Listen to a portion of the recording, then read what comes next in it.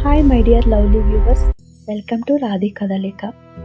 ఈరోజు మనము Kukatpally mask girl, a Hyderabad street love story episode number 10లోకి వెళ్ళిపోదామా? బామల వయ్యారం బాచుపల్లి ప్రయాణం.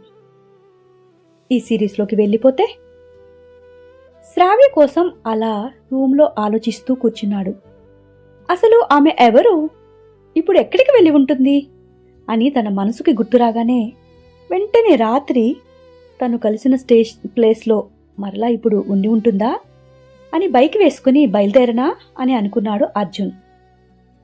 శ్రావ్య లాడ్జ్ నుండి బయటకు వచ్చినప్పుడు కూకట్పల్లి రోడ్డు అప్పుడప్పుడే మేల్కుంటున్నట్లుగా హడావుడి జీవితం. రోడ్ల మీద ఎటు వెళ్లాల్సిన వాళ్ళు అటు వెళ్తున్నారు. ఉదయం 8 దాటుతోంది.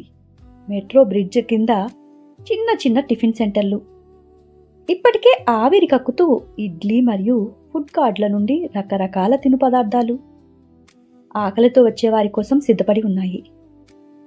తినేవారు తింటూ ఉంటే పెద్ద పెద్ద గిన్నెల్లో ఇడ్లీలు వాయిలు వాయిలుగా ఉడుకుతున్నాయి. పక్కనే తవా మీద దోశలు వేసే శబ్దం చుర్మని వినిపిస్తూ ఉంది. ఎప్పటి నుండో మధ్యాహ్న భోజనానికి బిర్యానీ హోటల్ ముందు పెద్ద అల్యూమినియం దబరాలలో మసాలా వాసన గుప్పుమంటోంది. శ్రావ్య షేర్ ఆటోలో ఆగే దగ్గర నిలబడి ఉంది. తనకంతా ఎందుకో ఒళ్ళంతా చాలా అంటే చాలా అన్ఈజీగా అనిపిస్తూ ఉంది. తన దుపట్టాను కొంచెం నడుముకు చుట్టూ గట్టిగా చుట్టేసుకుంది, ఏదో దాపెట్టుకునే అమ్మాయిలాగా. ఉదయం చల్లటి గాలి ఒకవైపు తాకుతూ ఉంటే మరొక సైడు నుండి రోడ్డు మీద నుండి వచ్చే కలుషితమైన గాలి ఆమెను తాకుతూ ఇబ్బంది పెట్టేస్తోంది. కానీ ఆమె మనసులో మాత్రం రాత్రి జ్ఞాపకాలు ఇంకా తన మదిలో తిరుగుతూనే ఉన్నాయి. శ్రావ్యకు కూడా బాగా నీరసంగా అనిపిస్తోంది. కానీ వెంటనే అద్రు అనే ఆమె మనసులో నెమ్మదిగా ఆ పేరు తలుచుకోగానే కొంచెం శక్తి వచ్చినట్లు అనిపించింది.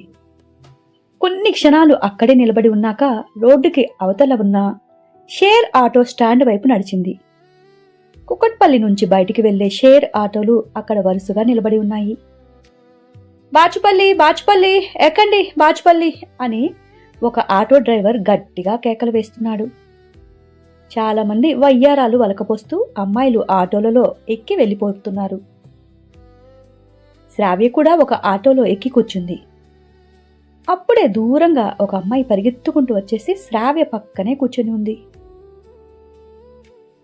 ఇక బాచుపల్లి మొన్నటిదాకా కూకట్పల్లి చాలా దగ్గరలో ఉన్న పల్లెటూరు. కానీ నగరం పెరుగుతూ ఇప్పుడు ఇది కూడా పట్టణంలా భాగంగా మారిపోయింది. ఎక్కడ చూసినా కళ్ళకి కూడా అందనంత ఎత్తులో బిల్డింగ్ లేసేసి పడేస్తున్నారు అంటూ ఆటోలో ముందుగా కూర్చొని ఉన్న ఒక ఆవిడ ఆటో అతనితో అంటూ ఉంది, చుట్టూ ఉన్న ఆ ఎత్తైన భవనాలని చూస్తూ. శ్రావ్య కూడా ఆ ఆటోలో ఇబ్బందిగా కూర్చొని ఉంది. ఆటో అతని వైపు చూస్తూ, బాచుపల్లికి వెళ్తారా అన్నా అని అడిగింది. వెళ్తామమ్మా, ఇంకొంచెం మంది ఎక్కాలి అన్నాడు డ్రైవర్. ఇక ఆటోలో ఇప్పటికే 3 కూర్చొని ఉన్నారు. ఆ మిడిల్ ఏజ్ ఆవిడ, మరొక కాలేజీ అమ్మాయి, ఒక కూలీలా కనిపించే వ్యక్తి.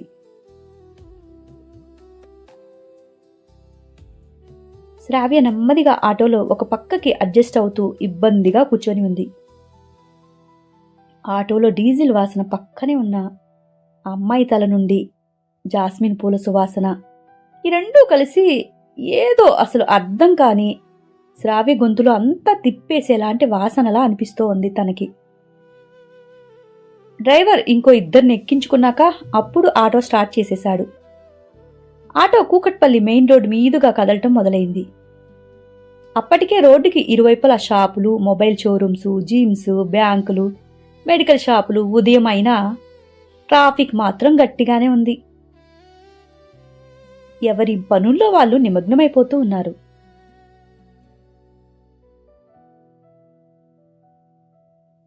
ఆటోలో కూర్చున్న ఒక ఆవిడ మాట్లాడటం మొదలుపెట్టేసింది.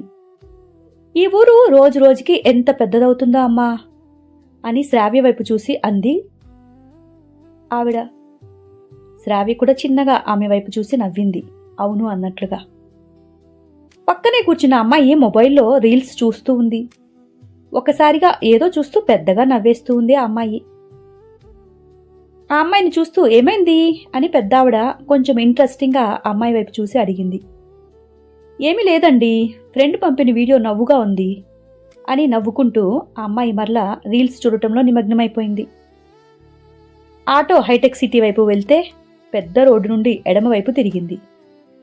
క్రమంగా పెద్ద పెద్ద బిల్డింగ్స్ తగ్గిపోతున్నాయి. చిన్న చిన్న ఇల్లు కనిపించడం మొదలైపోయింది. రోడ్డు కూడా కొంచెం సన్నగా మారిపోయింది.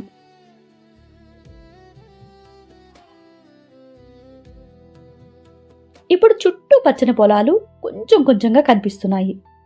కొంత దూరంలో నీటి బావి దగ్గర రైతులు నిలబడి మాట్లాడుకుంటున్నారు.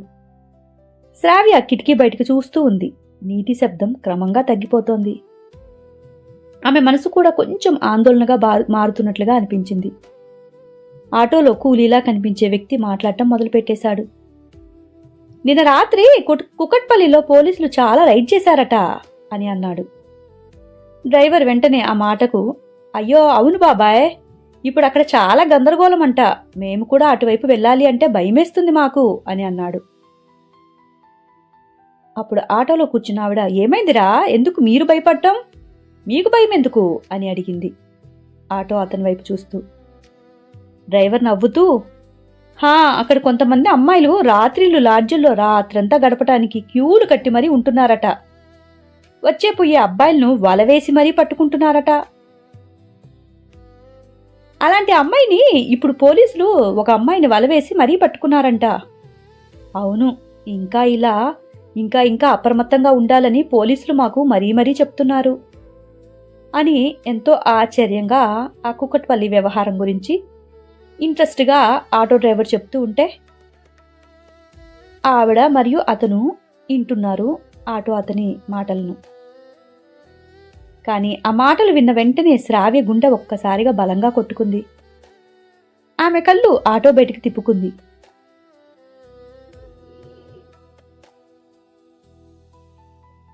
ఎవరూ తన ముఖం చూడకూడదన్నట్లుగా. డ్రైవర్ ఇంకా మాట్లాడుతూనే ఉన్నాడు ఆ విషయాల గురించి.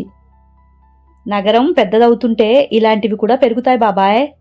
ఎవరు నిజంగా మంచివారు, ఎవరు అబద్ధం, మన మధ్యలో ఉండి ఆ పనులు చేసేవారు ఎవరు చెప్పగలరు చెప్పు అన్నాడు. ఆ మాట అనగానే ఆటోలో కూర్చొని ఉన్న అమ్మాయి మౌనంగా ఉంది, ఏమీ మాట్లాడకుండా. శ్రావ్య కూడా నా గురించే ఇలా మాట్లాడుకుంటున్నారా వాళ్ళు అన్నంత బాధగా ఫీల్ అవుతూ అలాగే కూర్చొని ఉంది. ఆటోలో కాసేపు నిశ్శబ్దం ఏర్పడింది. కొద్దిసేపటికి బాచుపల్లికి దగ్గరగా వచ్చేసింది ఆటో.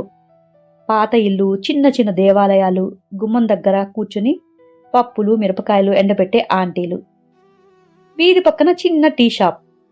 అక్కడ ఇప్పటికే కొంతమంది రైతులు కప్పులు పట్టుకొని మరీ చాయ్ తాగుతున్నారు.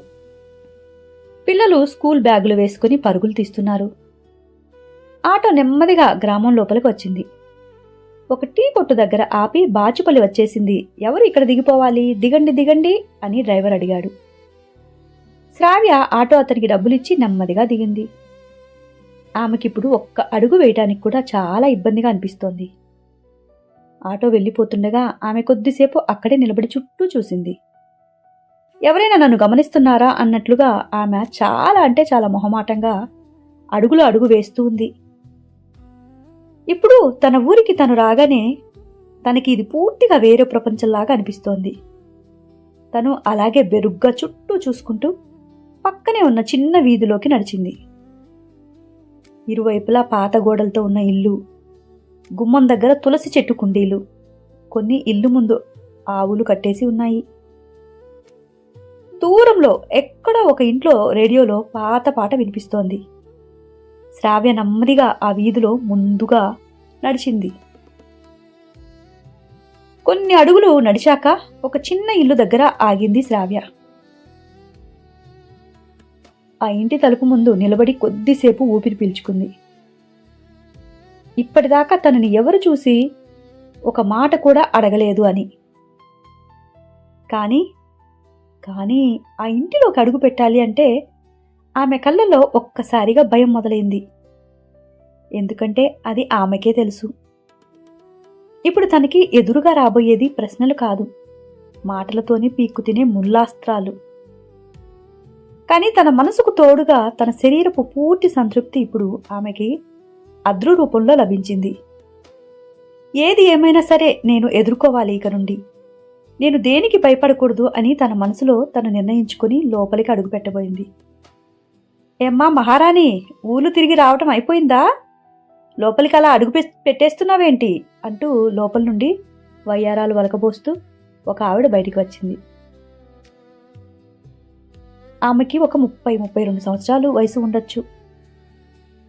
చక్కగా వాలు జడ వేసుకుని ఆ జడిని ఒక చేత్తో తిప్పుతూ, మీ ఇంటికి మహారాణిని నేనే, నాకు చెప్పకుండా నువ్వు ఎక్కడికి వెళ్ళావు అన్నట్లుగా ఉన్నాయి ఆమె చూపులు.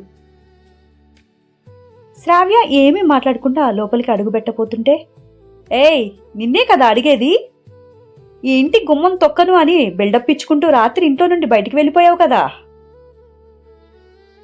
మరలా తిరిగి ఏ మొహం పెట్టుకుని ఈ గుమ్మం తొక్కటానికి వస్తున్నావు? రాత్రంతా ఎక్కడ వ్యవహారాలు వెలగబెట్టావేంటి? ఇంట్లో లేని సంసారం వీధులలో వెతుక్కోటానికి వెళ్ళావా ఏంటి కొంపదీసి అని కొంచెం కటువుగా ఆమె శ్రావ్య వైపు చూసి అడుగుతూ ఉంది. తనకు తెలుసు శ్రావ్య ఆమె ఎన్ని మాటలడిగినా కూడా ఒక్క మాట కూడా ఎదురు సమాధానం చెప్పదు అని. అందుకనే తన నోటికి ఎంత తిరుగుతుంటే అన్ని మాటలు విసురుగా కర్ర విసిరినట్టుగా శ్రావ్య మీదకి విసిరేస్తూ ఉంది. నిజంగానే శ్రావ్య ఏమీ మాట్లాడకుండా లోపలికి అడుగు పెడుతుంది. ఏంటి లోపలికి అడుగు పెడుతున్నావు అంటే నువ్వు మేము చెప్పిన మాట అన్నిటికీ ఒప్పుకున్నట్లేనా? బాగా ఆలోచించుకొని రాత్రంతా నిర్ణయం తీసుకున్నట్టున్నావు. సరేలే, నాకెందుకు, మీ మామ వచ్చినాక ఆయనే చూసుకుంటాడు. మళ్ళా నేనేదో నీ మీద పడి నిన్ను పీక్కు తిన్నట్లు మాటలు పడాలి అంటూ ఆమె విసురుగా లోపలికి వెళ్ళిపోయింది. శ్రావ్యకి తెలుసు ఈ ఇంట్లోకి అడుగు పెడితే తన జీవితంలో మరో కొత్త జీవితం ఇప్పుడు తనకు మొదలు కాబోతుంది అని. అందుకనే మరలా తను జీవించటానికి ఇక్కడికి వచ్చింది తిరిగి. వెంటనే తన హ్యాండ్ బ్యాగ్లో నుండి తను ఇంట్లో నుండి బయటికి వెళ్ళేటప్పుడు పెట్టుకున్న పొలానికి వేసే పురుగు మందుల డబ్బాని తీసి పక్కనే చెట్టు దగ్గర పెట్టేసింది. ఇక పక్కనే ఉన్న తొట్టి దగ్గర కాళ్ళు కడుక్కొని శ్రావ్య నెమ్మదిగా లోపలికి అడుగుపెట్టింది. హాయ్ గైస్, ఈరోజు ఎపిసోడ్ నెంబర్ 10 ముగిసింది. మీకు నచ్చిందని అనుకుంటున్నాను. ఈ స్టోరీ మీకు నచ్చితే లైక్ చేసి కామెంట్ చేసి షేర్ చేయటం మర్చిపోకండి. మా ఛానల్ని ఇంతవరకు సపోర్ట్ చేస్తున్న మీ అందరికీ చాలా చాలా థ్యాంక్ యూ. ఇక మీదట కూడా మీ సపోర్ట్ ఇలాగే ఉంటుందని నమ్ముతున్నాను. Thank you guys. తిరిగి మరలా రేపటి ఎపిసోడ్లో కలుద్దాం. ఉంటాను. బాయ్.